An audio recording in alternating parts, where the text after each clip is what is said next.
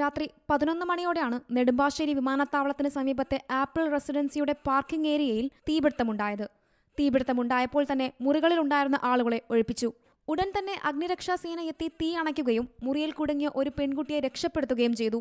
Parking ഏരിയയിലുണ്ടായ തീപിടുത്തത്തിൽ ഒരു car പൂർണ്ണമായും 3 കാറുകളും ചില ബൈക്കുകളും ഭാഗികമായും കത്തിനശിച്ചു. അപകടത്തിൽ ആർക്കും പരിക്കില്ല. ആക്ച്വലി ഒരു 11 മണിയൊക്കെ ആയപ്പോഴായിരുന്നു പെട്ടെന്ന് ഇവിടെ ആൾക്കാർ വന്ന് ഡോറെ മുട്ടിയിട്ട് പറഞ്ഞു ഇതുപോലെ തീ പിടിച്ചിട്ടുണ്ട്. എന്താ സംഭവം ഞങ്ങൾ അറിഞ്ഞില്ല. പെട്ടെന്ന് തന്നെ ഇവിടെ ഉള്ളവരില്ല എവാക്യുവേറ്റ് ചെയ്യാൻ തുടങ്ങി. പെട്ടെന്ന് താഴെ എത്തിയപ്പോഴാണ് ഇറങ്ങി ഗ്യാരേജിൽ ഒരു കാറിന് തീ പിടിച്ചത്.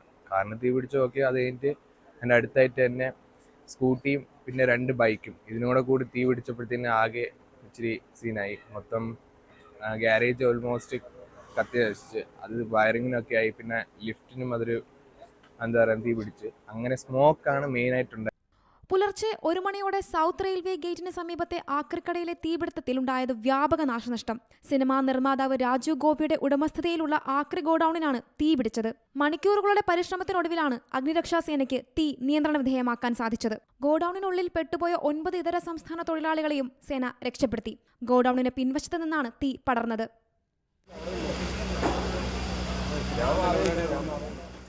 സമീപത്തെ വീട് പൂർണ്ണമായും കത്തിനശിച്ചു. അപകടത്തിൽ 15 ലക്ഷം രൂപയുടെ നഷ്ടമുണ്ടായതായാണ് കണക്കാക്കുന്നത്. അപകടത്തെ തുടർന്ന് ട്രെയിൻ ഗതാഗതം 1 മണിക്കൂറോളം തടസ്സപ്പെട്ടിരുന്നു. അതേസമയം തീപിടുത്തത്തിന്റെ കാരണം വ്യക്തമായിട്ടില്ല.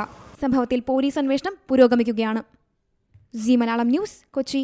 ഏറ്റവും പുതിയ വാർത്തകളും വിശേഷങ്ങളും വിരൽത്തുമ്പിലറിയാൻ സീ മലയാളം ന്യൂസ് എല്ലാ ഡിജിറ്റൽ പ്ലാറ്റ്ഫോമുകളിലും ലഭ്യം.